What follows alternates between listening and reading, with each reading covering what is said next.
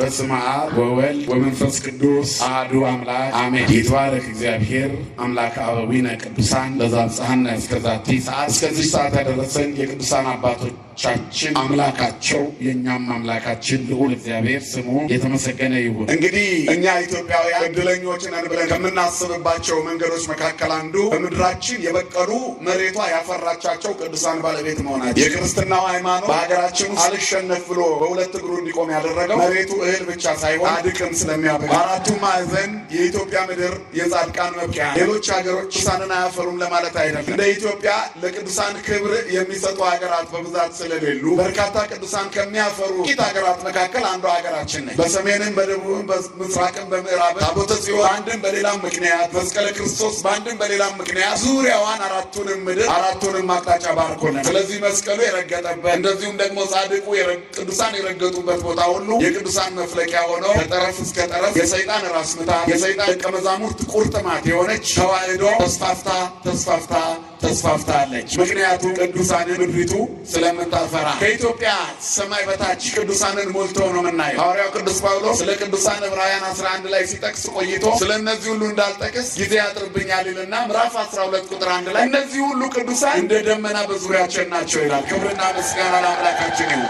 ስለዚህ ከኢትዮጵያ ሰማይ ስር ቅዱሳን አሉ። ቀና ብሎ አንድ አቡነ ዘበሰማያት የሚደግም ሰው መከራውን ግን ሰይጣን ስለሚጫወትብን ለአቡነ ዘበሰማያት የሚሆን ጊዜ የለንም። ግን ወገባችን እስኪቆመጥ ወሬ ለማየት አስፋልቱን እንሞላለን ቆመን። አሁን እዚች አደባባዩ ላይ ሁለት መኪና አንዱ በኩርኩም ቢነካኩ ባለማይተቡ ብዛት ወሬ ለማየት የሚቆም ዳኝነት ለመስጠት የሚቆም እዚች ጋር ግን መጥቶ መድኃኒዓለም አንድ አቡነ ዘበሰማያት ለመድገም ሰይጣን እግሩን ይዘዋል። ከመጣ ይጸድቃል። ሰይጣን እንደምንጸድቅ ስለሚያውቅ መጀመሪያ እግራችንን በመረብ ተብትቦ ያስቀረናል። እግዚአብሔር ከዲያብሎስ ነፃ ያወጣን ሁላችንን። መንክር ስምዕከ ወበእንተዝ ሐሰሰቱ ነፍሴ፣ ምስክሮች ድንቆች ናቸው። ስለዚህ ነፍሴ ፈለገቻቸው። መዝሙር 118 ቁጥር 119 ወይንም በአሌፋቱ ፌ የሚባል ክፍል ላይ የምናገኘው ቃል ነው። ፌ መንክር ስምከ ወበእንተዝ ሐሰሰቱ ነፍሴ፣ ነገረ ቃልከ ያበርህ ወያጠብብ ሕፃናተ እያለ ወደታች ይወርዳል። በእውነት ፌ ፍቁር እግዚአብሔር ፍቁር ነው። እግዚአብሔር አፍቃሪስ ብቻ ሳይሆን ፍቅር ነው። እግዚአብሔር ፍቅር መሆኑን የሚገልጥ ቃል እና 22ቱ አሌፋት ወይንም ፊደላት በሙሉ በእግዚአብሔር ስም የተሰየሙ ናቸው። አሌሂል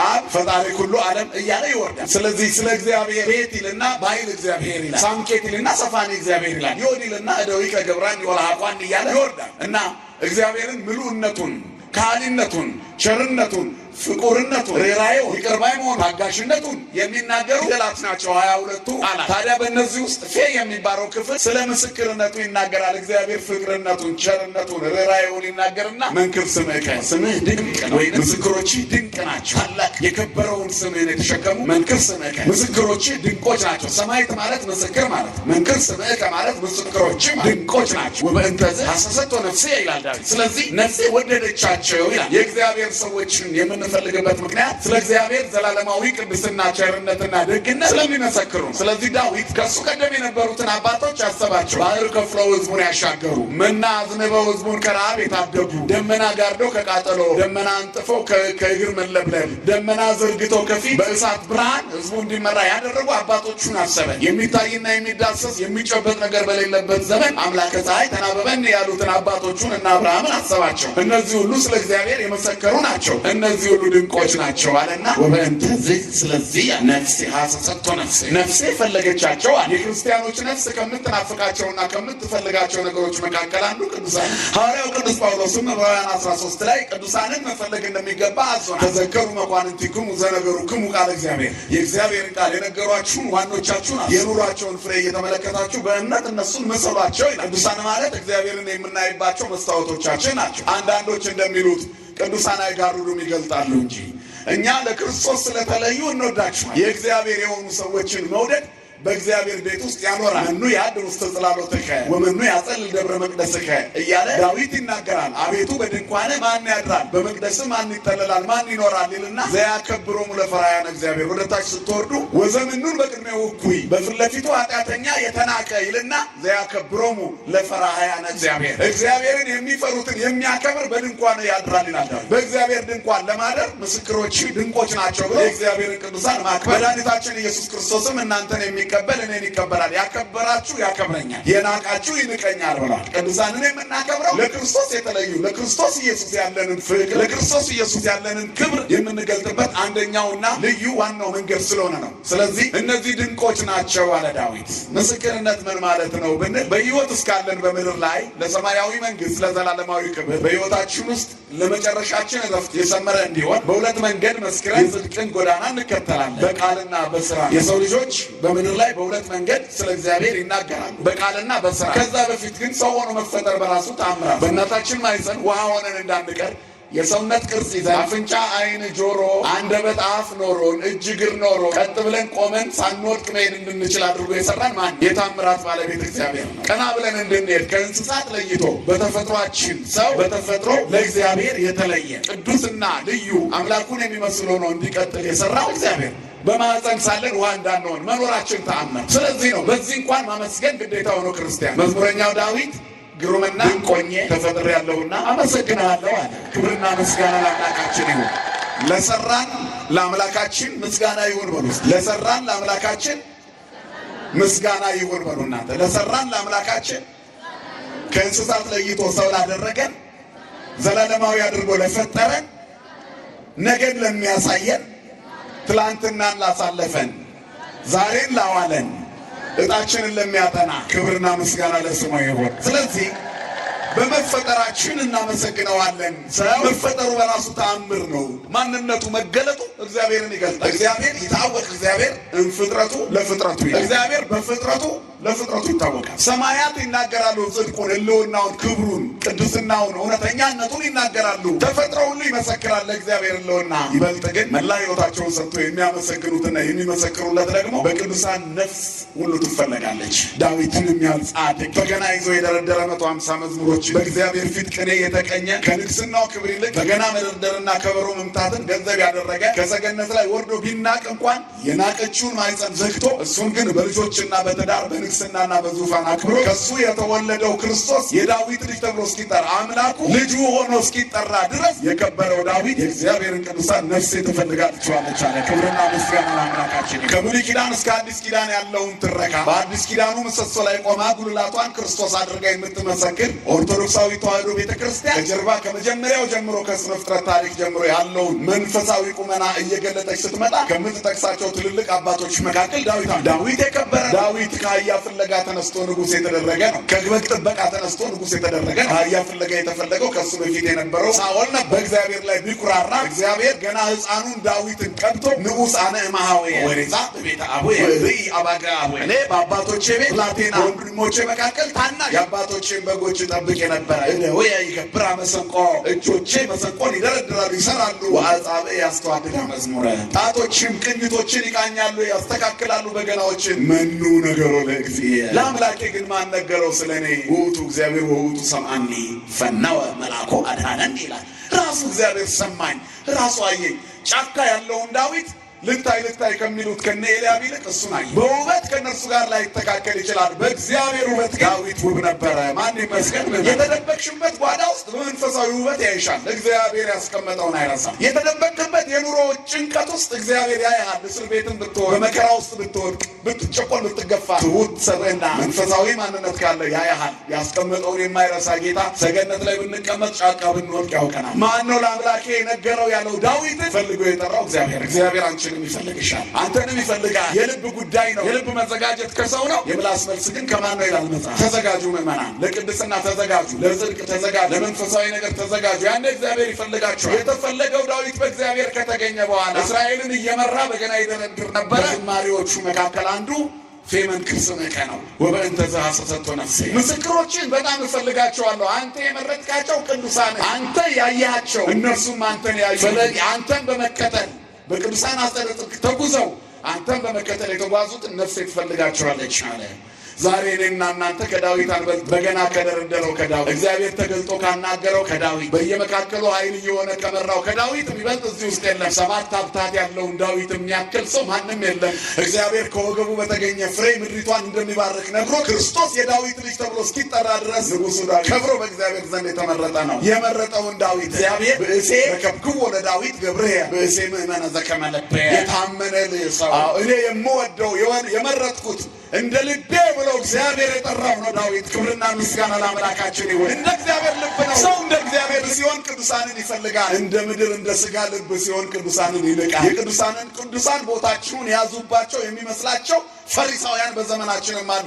የቅዱሳንን ገድልና ታሪክ መናገር የእግዚአብሔርን ሥራ መመስከር መሆኑን የረሱ በርካታ ሰነፍ ሰዎች አሉ። እነዚህ ሰነፍ ሰዎች ራሳቸውን የእግዚአብሔር እኩያ ያደርጋሉ። እነዚህ ሰነፍ ሰዎች ሕዝቡን በሚያባብል ቃል ይናገራሉ። በትልልቅ አዳራሽ ይዘርፋሉ። ከፈለጉ ያንበረክኩታል። ማስቲሽና ጋዝ ያጠጡታል። ፎቶዋቸውን ይፈውሳል ብለው ይሸጣሉ። የተገዛ ሃይላንድ በ5 እና 10 ሺህ ብር እየሸጡ ይበዘብዙታል። የመበለቶችን ቤት ይበዘብዛሉ። ብዙ ምዕመናንን ያስታሉ። ከክርስቶስ መንገድ ያወጣሉ። በልባቸው እግዚአብሔር የለም ይላሉ። የዘንዶውን መንገድ ይከተላሉ።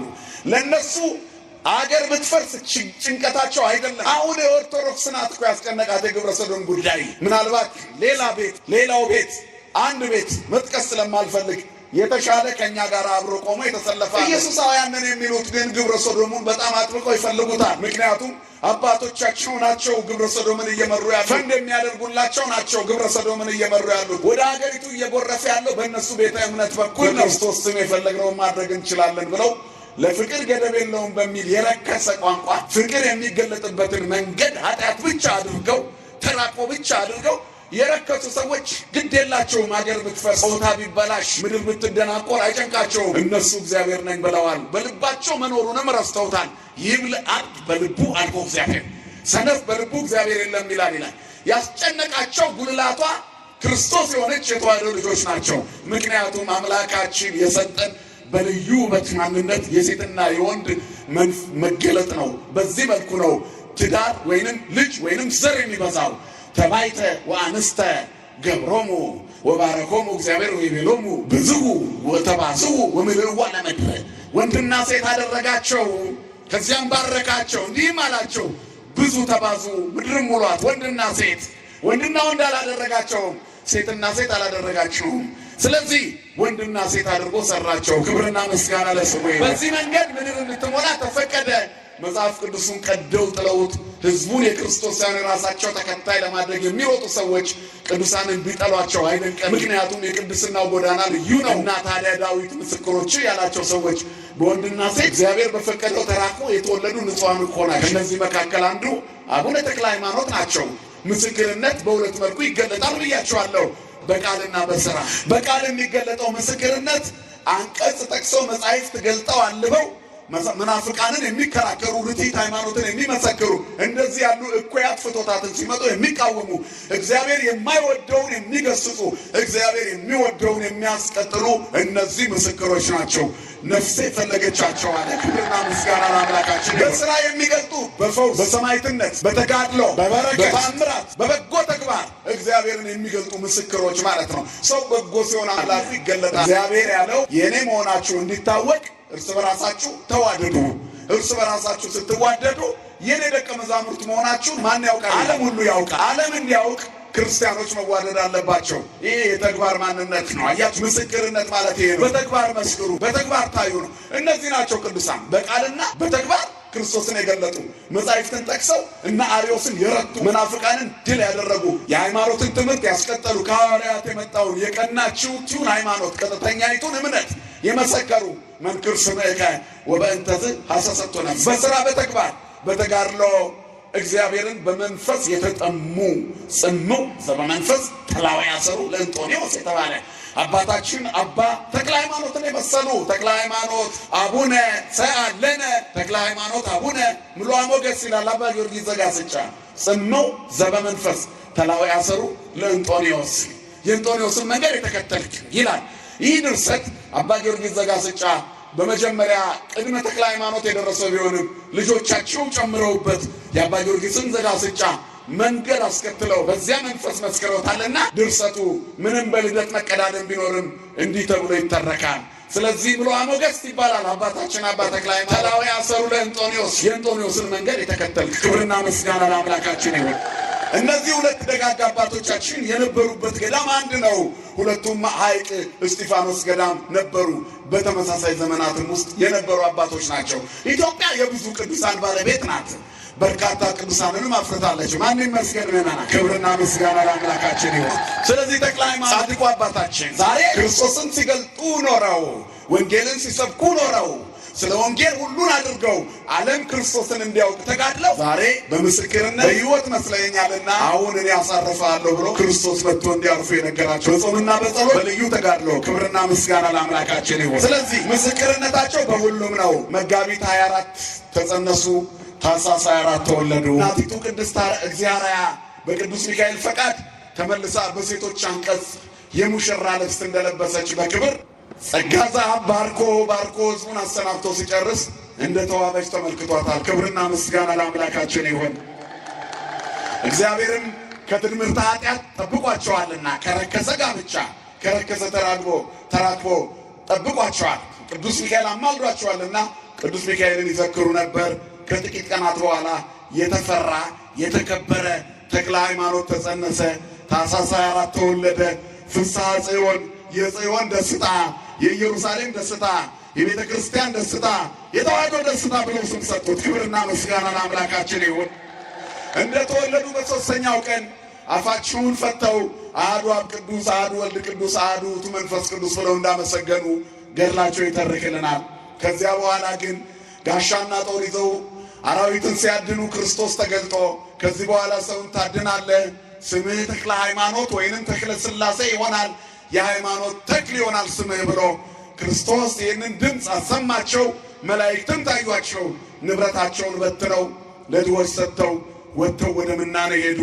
በሦስት ገዳማት ውስጥ 26 ዓመት ተጋደሉ። ከነዚህ ገዳማት መካከል አንዱ አባ በጸሎተ ሚካኤል እንደውም ደብረ ዳሞና ታላቁ ገዳም ሐይቅ እስጢፋኖስ የምንኩስና ልብስ የለበሱበት ገዳማቸው ያ ነበር። በብዙ ተጋድሎ ታላላቅ ትምህርቶችን ማስተማር፣ ታላላቅ ታምራትን በመስራት ይታወቁ ነበር። ክብርና ምስጋና ለአምላካችን ይሁን። መንክር ስምዕከ ወበእንተዝ ሐሰሰቶ ነፍስየ፣ ምስክሮች ድንቆች ናቸው፣ ስለዚህ ነፍሴ ፈለገቻቸው ይላል። ይህና የእናንተም ነፍስ ቅዱሳንን በገድልና በታሪካቸው በቃል ኪዳናቸው ከፈለገች ታገኛቸዋለች። በበረከት እናገኛቸዋለን፣ በቅድስና እናገኛቸዋለን። ቅዱሳን ቤታችን ሲገቡ በረከት ይገኛል።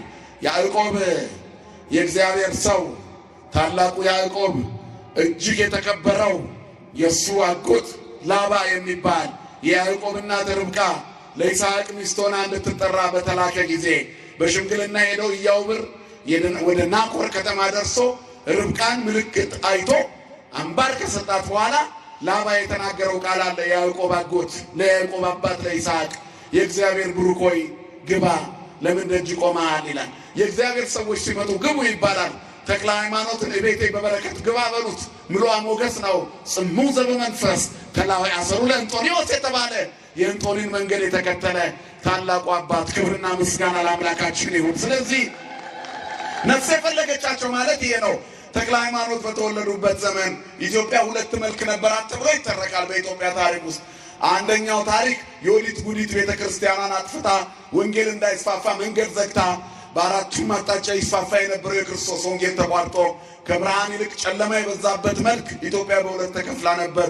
በዛጉዌ ስርዓት ደግሞ ከሰሜን ወደ ደቡብ ያለው ክፍል በወንጌል መነቃቃት ጥቂት የአብያተ ክርስቲያናት መታነጽና አልፎ አልፎ አገልግሎቶች መነቃቃት ጀምረው ነበር። ስለዚህ ፍጹም ጨለማ የሆነው የኢትዮጵያ ምድር በወንጌል እንዲበራ በወንጌል ሞፈር ያርሳት ዘንድ የወንጌሉ ገበሬ ተክለ ሃይማኖት ወገቡን ታጥቆ ሰሜኑን ብቻ ሳይሆን ደቡቡን ሁሉ እየዞረ መቶሎሚን እናቱን አድኖ የነበረው መቶሎሚን አጥምቆ ክርስቲያን እስከሚያደርግ ድረስ የታመነ አገልግሎት ሰራ። ወንጌል ሰበከ። ሰባኬ ወንጌል ይባላሉ። ክብርና ምስጋና ለአምላካችን ይሁን። ስለዚህ እነዚህን ነው ነፍስ የፈለገቻቸው የሚለው። ጻድቅን መውደድ ውዳችንን ስለወደዱልን ነው። የእኛ ውድ ክርስቶስ ነው የሚወደን ውዳችን፣ በሩን የከፈተልን፣ በልባችን ደጃፍ ቆሞም ያንኳኳልን፣ በከበረ ደሙ ፈሳሽነት የተቤዠን፣ ያሻገረን፣ በነፃነት ያወጣን በእኛና በእርሱ መካከል የነበረውን የጥል ግድግዳ እንደገና ያፈረሰ በአዲስ መልክ በአዲስ ተፈጥሮ እንድንቆም ሞታችንን ሞቶ ሕይወትን የሰጠን ሳያቆስል ቆስሎ የማረከን ቀራንዮ ላይ በዋለበት ሁሉ ሕይወት የሰጠን የእኛ ውዳችን ክርስቶስ ነው። ክብርና ምስጋና ለአምላካችን ይሁን። ይህንን ክርስቶስ እየዞሩ ሰብከውታል። ወንጌል ዘርግተው አስተምረዋል። ሐዲስ ሐዋርያ ይባላሉ። አቡነ ተክለ ሃይማኖት በዘመናቸው ታላቅ ሐዋርያ ነው። በኪደተ እግራቸው ኢትዮጵያን ቀድሰዋል። ወደ ደቡቡ የሀገራችን ክፍል የረገጡት ስፍራ ሁሉ ዛሬ ዕውራን ይበራሉ፣ ለምጻም ይነጻሉ። ያፈለቋቸው ጸበሎች ጽንስ የሚወርዳቸውን ሴቶች ያጸናላቸዋል። መውረድ ላቃታት ለመካኒቱ ባለልጅ ያደርጋል። የአማላጅነቱ ኃይል ያለ አጥማቂ ደብረ ሊባኖስ ብትሄዱ የስሙ ክብር የቃል ኪዳኑ ኃይል ጸበሉ ያለ አጥማቂ አጋንንት ያስለቅቃል። ለአልትራሳውንድ እና ለኤክስሬ ያስቸገረውን ሕመም ይነቅላል። ቃል ኪዳናቸው ድውይ ይፈውሳል። ክብርና ምስጋና ለአምላካችን ይሁን። ስለዚህ በቃል ዞረው ሰብከዋል። አቡነ ተክለ ሃይማኖት እንደገና ምስክር ናቸው። በሥራ መስክረዋል። ገዳማዊ ሕይወትን አስፋፍተዋል። እልፍ አእላፋት መነኮሳትን አፍርተዋል። ወላዲ አእላፍ ይባላሉ። የአእላፋት አባት ወይንም ወላጅ ማለት ነው። በመንፈስ ወልደዋል። ይትፈለጥ ወልድ እማቡሁ በትምህርትከ እምጣዕማ ወወለትኒ ትትፈለጥ እምማ ይላል።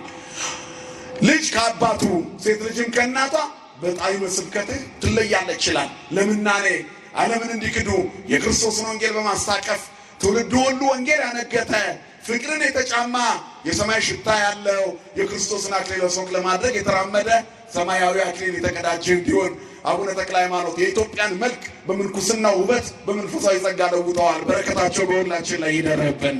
ስለዚህ የሥራ በረከታቸው ስለበዛ ምስክሮች ድንቆች ናቸው። በቃልና በሥራ የመሰከሩልን እንደተባለ በተግባራቸው 6 የጸጋ ክንፍ ተበርክቶላቸዋል። ክብርና ምስጋና ለአምላካችን ይሁን። ይሄ ብቻ አይደለም። የጻድቁ አቡነ ተክለ ሃይማኖት በረከት ኢየሩሳሌምን ሄደ ተሳለም ብሎ ክርስቶስ ፈቅዶላቸው ነበር።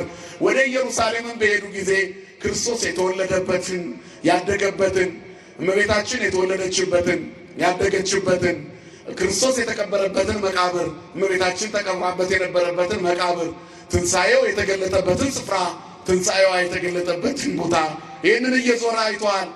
አባ ተክለ ሃይማኖት ጻድቁ አባት ወላዲ አእላፍ የተባሉ ጻድቅ ጽሙዕ ዘበመንፈስ የተባሉ የእንጦንዮስን መንገድ የተከተሉ ጻድቅ አባት ተክለ ሃይማኖት ኢየሩሳሌም ሲደርሱ ቀራንዮ ላይ ቆመው በተመስጦ የክርስቶስን መከራ የሰበኩትን ወንጌል ሲያስቡ ቀራንዮ ላይ ያኔ የተሰቀለው ክርስቶስ በዓይናቸው በትክክል እንዲታያቸው ክርስቶስ ደሙ እየፈሰሰ በቀራንዮ አደባባይ የተገለጠው በራእይ ተገለጠላቸው። ከዚህ በኋላ ፍጹም ተለወጡ ይላል። ክብርና ምስጋና ለአምላካችን ይሁን። እጅግ ፍጹም ተለወጡ። ተመልሰው ታላላቅ ተአምራትን ማድረግ ጀመሩ። እኚህ ታላቅ አባት እኚህ አባት በዚያ በቀራንዮ 6 ክንፍ የብርሃን ዓይን ተሰጥቷቸዋል። ህዳር 24 ቀን የተጸነሱ መጋቢት 24 የተጸነሱ አባት ህዳር 24 ቀን ወደ ሰማይ ሄደው ከብርሃናውያን መላእክት ጋር የልዑልን መንበር አጥነዋል። ቅድም መምህራችን ነግረውናል። መንበረ ልዑል ያጥሩ ቃለ ፈጣሪ ይሰሙ ይላቸዋል። የፈጣሪን ቃል ሰምተዋል። የስሉስ ቅዱስን ግርማ ድምፅ ሰምተዋል። በሚደነቅ መንበሩ ላይ ተደመዋል። ተመልሰው ምድሪቷን እየቀደሱ ያዩትን ድንቅ ተግባር ትውልዱ እንዲያይ በጸሎታቸው ረድተዋል። ታላላቅ ታምራት አድርገዋል። ሙት አስነስተዋል። ልቡሰ ሥጋ የነበረውን ሰው ወደ ሰውነት እንዲመለስ ተሰውሮ የነበረውን አጋንንትን ለብሶ አጋንንትን መስሎ ሰው በቅድስና እንደሚሰወር ሁሉ በኃጢአት ደግሞ የተሰወረውን ልቡሰ ሥጋ ከባህር ወጥቶ ወደ አጋንንትነት ተለው ፍጹም ልቡሰ ሥጋ ሆኖ የነበረውን ሰው አላቀውት ወደ ምንኩስና እንዲመለስ አድርገዋል። ላልገባቸው ይቡሳና አእምሮ ለሆኑ አእምሯቸው ለደረቀባቸው ሰዎች በዚህ ምድር ክርስቶስ ሊያደርገው አይችልም ብለው አቅሙን ለወሰኑት ለእነርሱ የሆነ ላልመሰላቸው አቡነ ተክለ ሃይማኖት ግን ፍጹም ወደ ጋኔነት የተለወጠውን ሰው መልሰው ወደ ክብሩ መልሰውታል። ክብርና ምስጋና ለአምላካችን ይሁን። ዓለም አልገባውም እንጂ ታሪኩ እንደዚህ ነው። ሰይጣን ምንጊዜም ሰይጣን ነው፣ ተመልሶ ሰው አይሆንም። ይሄ ሰው ግን ጋኔን የሚለው ቃል ርኩስ ጋኔን የሚለው ቃል ልቡሰ ሥጋ ነው፣ ያደረበት ነው። መድኃኒታችን ኢየሱስ ክርስቶስ ጴጥሮስን ስለ ሞቱ በተረከ ጊዜ ይሄ አይሁንብህ ሲለው ሁር እንዲሬ ሰይጣን ብሎት ነበር። ጴጥሮስን ሰይጣን አለው። በጴጥሮስ ላይ ያደረውን ጋኔን ተናገረው እንጂ ጴጥሮስን አይደለም። አሁንም ጋኔን የሚለው ቃል ለዚህ ሰው የተሰጠው ልክ ክርስቶስ ጴጥሮስን እንዳለው ነበር። ባህር እስከ መኖር ድረስ በተአምራት እስከ መሰወር ደርሷል። ከሰይጣን ጋር ተፈራርሞ ነበር። ጋንም የሚጠብቃትን ነፍስ መልሰው እሳቸው በወንጌል ድንቅ ተአምር ወደ ክርስቶስ አመጧት። ማን ይመስገን? ክብርና ምስጋና ለአምላካችን ይሁን። ስለዚህ ነው ዳዊት ነፍሴ የፈለገቻቸው አለ። ብዙ ተአምራት አድርገዋል። ሙት አስነስተዋል፣ ለምጻም አንጽተዋል፣ አጋንንትን አስወግደዋል፣ ድል አድርገዋል፣ እንደ መልአክ በረዋል፣ በደመና ዙፋን ላይ ተቀምጠዋል። ክብርና ምስጋና ለአምላካችን ይሁን። ስሞቻቸው ብዙ ናቸው። እናትና አባታቸው ያወጡላቸው ስም ፍስሐ ጽዮን ይባላል። በአገልግሎታቸው ሐዲስ ሐዋርያ ተብለዋል። ወንጌል በጨለመበት የእግዚአብሔርን ቃል መናገር ብርቅ በሆነበት ዘመን ሐዲስ ኪዳን ተሸክመው ኢትዮጵያን ዞረው ቀድሰዋልና በልዩ ልዩ ስራዎቻቸው ደግሞ ታላላቅ መምህራንን አፍርተዋልና መምህረ ትሩፋት ተብለዋል። ሰማይ አጥነዋልና ካህነ ሰማይ ተብለዋል። 6 ክንፍ አላቸውና ምድራዊ ሱራፊ ተብለዋል። ክብርና ምስጋና ለአምላካችን ይሁን። በብዙ ስራዎቻቸው ደግሞ በስራዎቻቸው በምግባራቸው ትሩፈ ምግባር ተብለዋል። ብእሴ እግዚአብሔር ሰው ናቸውና ወንጌል የጨለመባትን ኢትዮጵያ በወንጌል ብርሃን ስላበሩላት ብርሃነ ኢትዮጵያ ተብለዋል። በደብረ ሊባኖስ ለረጅም ዓመታት በአብነት አባት ሆነው ኖረዋልና እጨጌ ወይንም ኤጲስቆጶስ ተብለዋል። ክህነታቸው ከሰማይ ነውና በዚህ አገልግሎታቸው የግብፅ ቤተ ክርስቲያን በጣም ከማክበሯ የተነሳ በአቡነ ተክለ ሃይማኖት ታላላቅ ታምራት በግብፅ ይከናወናል። ጻድቁ በተወለዱበትና ባደጉበት ሀገር በኢትዮጵያ አንዳንድ ያልታደሉ ጭንጋፎች እየተነሱ እሳቸውን ለመተቸት ቢሞክሩም ግብፃውያን ዛሬ በቃል ኪዳናቸው ሙት ያስነሳሉ፣ ለምጻም ያነጻሉ፣ በስማቸው ገዳም አንጸዋል። ክብርና ምስጋና ለአምላካቸው ነው። እነዚህ ናቸው እንግዲህ እግዚአብሔር ምስክሮች። ስለዚህ ምሉአ ሞገስ ናቸው፣ ሰማዕት ናቸው። በዚህ በደቡብ ኢትዮጵያ ሞቶሎሚ የተባለው አላዊ ንጉሥ ቀድሞ እናታቸውን ወስዶ የነበረ ኋላ ደግሞ እሳቸውን መከራ አብዝቶባቸው ነበር። አጆራ የሚባል የጻድቁ ተክለ ሃይማኖት መቅደስ የታነጸበት ስፍራ አለ። ረጅም ገደል ነው። አሁንም ፏፏቴው አለ። እኛ ሄደን ተመልክተናል፣ ከበረከቱ ተሳትፈናል። አጆራ ተክለ ሃይማኖት ከጀርባው ረጅሙ ገደል ሙቶሎሚ ከአንዴም 2 ጊዜ ወደዚያ ወርውሯቸው ነበር ሊገላቸው። ቅዱስ ሚካኤል በክንፉ እያነሳ ይመልሳቸው ነበር። ጻድቁ አቡነ ተክለ ሃይማኖትን በቅዱስ ሚካኤል ክንፍ አንዴም 2 ጊዜ ሲመጡ ሲያይ በዚያ እንዲወረወሩ ያደረገ ሙቶሎሚ አንተን የተሸከመች ማህፀን የጠባቸው ጡቶች የተባረኩ ናቸው። አንተን የወለደች እናት፣ አንተን የወለደ አባት የተባረከ ነው። አባትህ እንዴት ምስጉን ነው! እናትህስ እግዚአርያ፣ አባትህስ ጸጋ ዘአብ እንዴት የታደሉ ናቸው! አንተ የወጣበት የተገኘበት አብራክ የወጣበት ማህፀን ብሩክ ነው ብሎ መርቆታል። ሙቶሎሚ በአቡነ ተክለ ሃይማኖት እጅ ተጠምቆ ልጅ ሆኗል። የእግዚአብሔር ልጅ ሆኗል። ክብርና ምስጋና ለአምላካችን ይሁን። ጻድቁ አባታችን ሕያው ምስክር ናቸው። ዳዊት እፈልጋቸዋለሁ ካላቸው ቅዱሳን መካከል አንዱ ናቸው። ስለዚህ እኛ ቅዱሳን አባቶቻችንን እንፈልጋቸው፣ በረከታቸውን ለመቀበል እንትጋ። እነሱ ንጹሕ ኦርቶዶክሳዊት ንጹሐን እምነት ንጹሕን ስንዴ ኦርቶዶክሳዊ ሃይማኖትን በቤተ ክርስቲያን ጎተራነት አስቀምጠው ትውልዱን ከሃይማኖት ረሃብ አድነውታል። አባቶቻችን እነ አቡነ ገብረ መንፈስ ቅዱስ እነ አቡነ ተክለ ሃይማኖት እነ ቅዱስ ጊዮርጊስ እነ ቅድስት ክርስቶስ ሰምራ እነ ቅድስት አርሴማ እነ ወለተ ጴጥሮስ እነ ቅዱስ ጳውሎስ እነ ቅዱስ ጴጥሮስ ታላላቆቹ ደጋጅጎቹ እነ አቡነ ሀብተ ማርያም እነ አባ ዜና ማርቆስ እነ አባ ዘራ ብሩክ ታላላቆቹ ደጋጎቹ እነ ቅዱስ ፋሲለደስ ደጋጎቹ ቅዱሳን አባቶቻችን የኢትዮጵያ ምድር ያፈራቻቸው እንደዚሁም ወደ ኢትዮጵያ መጥተው ሀገረ ምስካይ ናት ብለው ሀገሪቱን በወንጌል ያበሩ ተስዓቱ ቅዱሳንን ነፍሳችን ትፈልጋቸዋለች። ምክንያቱም በረከታቸውን እናገኛለን። ኦርቶዶክሳዊ ሃይማኖትን አምጥተው ኢትዮጵያን ከሃይማኖት ረሃብ ታድገዋል። ሌሎቹ በሃይማኖት ረሃብ ይሰቃያሉ። ትውፊት የላቸውም። የብሉይና የአዲስ ኪዳን ትስስር የላቸውም። የኦሪት መስዋዕት ያለበት ምድር የላቸውም። ስለዚህ እኛ ግን ሁሉ አለን። ሁሉ ኖሮን ባዶ እንዳንሆን እንደ ዳዊት ነፍሴ የፈለገቻችሁ እንበል። ቅዱሳንን ማግኘት በረከት ማግኘት ነው። እነሱ እኛ ቤት ሲገቡ በበረከት እንሞላለን። ኦሪት ዘፍጥረት ምዕራፍ 39 ቁጥር 10 ላይ እግዚአብሔር የግብፃዊውን የዮሴፍ የግብፃዊውን የጲጥፋራን ቤት ይላል ስለ ዮሴፍ ባረከው ይላል። ዮሴፍ ተሽጦ ጲጥፋራ ቤት አገልጋይ ቢሆን እግዚአብሔር ከእርሱ ጋር ነበረና ከሰራተኛው ጋር አሽከር ሆኖ ከገባው ጋር ያለ እግዚአብሔር የግብፃውን ቤት ባረከው። እንግዲህ በዚህ ደረጃ እንኳን ቅዱሳን ገብተው ቤት ከባረኩ እኛ ጋማ በክብር ስንጠራቸው ስዕላቸውን ቤታችን ስናስቀምጥ ከዚያም በኋላ ጸሎት ስናደርግ መልካቸውን ስንደግም ጸበላቸውን ስንጠጣ እምነቱን ስንቀባ በቃል ኪዳናቸው ክርስቶስ ታምራት ያደርጋልና ያን ጊዜ ቤታችን ይባረካል፣ ሕይወታችን ይቀደሳል፣ ነፍሳችን ትለመልማለች፣ የወንጌል አቅጣጫ ይገባናል። ክርስቶስን እንዲያውቁ ተጋድለዋል። ሐዋርያው ቅዱስ ጳውሎስ ሁሉ ኢየሱስን እንዲያውቁ እጋደላለሁ ብሏል። ተክለ ሃይማኖት ትውልዱ ኢየሱስ ክርስቶስን እንዲያውቅ የተጋደለ አዲስ ሐዋርያ ነው። በመጨረሻ ለራሳቸው ተጋድሎ ጎንበስ ቀና ብለው ሰግደው እግዚአብሔርን ለመማፀን ግራና ቀኝ ዙሪያውን ጦር ተክለው 29 ዓመት በደብረ ኤላን ተጋድለዋል። በተጋድሏቸው ብዛት ወዛቸው ያረፈበት ነጠብጣብ ዛሬ ድውያንን ይፈውሳል።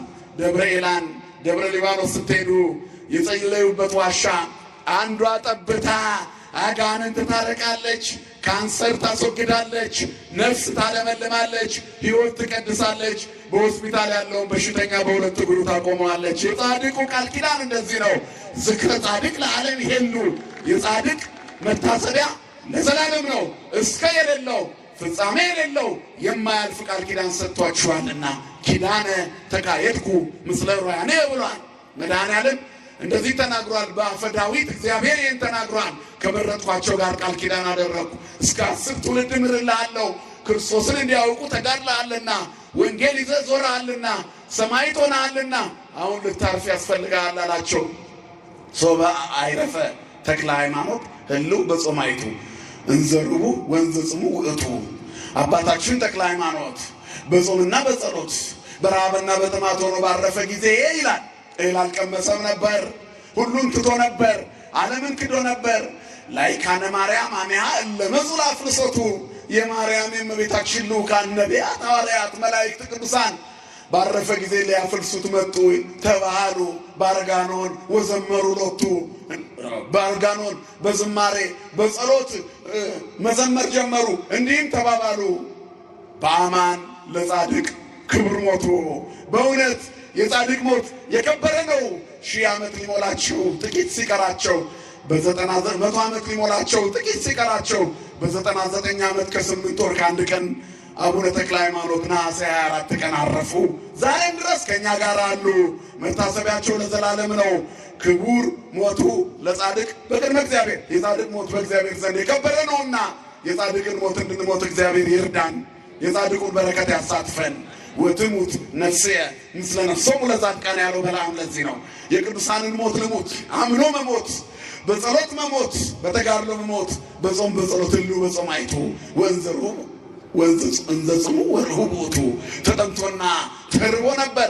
የእግዚአብሔርን መንግሥት ነው የተጠማው። የእግዚአብሔርን መንግሥት ነው የተራበው። ላይካነ ማርያም አሚያ ለመጹላ ፍልሶቱ ተባሃሉ ባርጋኖን ወዘመሩ ሎቱ። የማርያም የእመቤታችን ልዑካን ያን ጊዜ መጡ። ተባባሉ ባርጋኖን በዝማሬ እንደዚህም አሉ እየዘመሩለት ምን ብለው? በእውነት የጻድቅ ሞት የከበረ ነው አሉ። ጻድቁ አባታችን በረከታቸው አማላጅነታቸው አይለይ፣ በሁላችንም ቤት ይግቡ።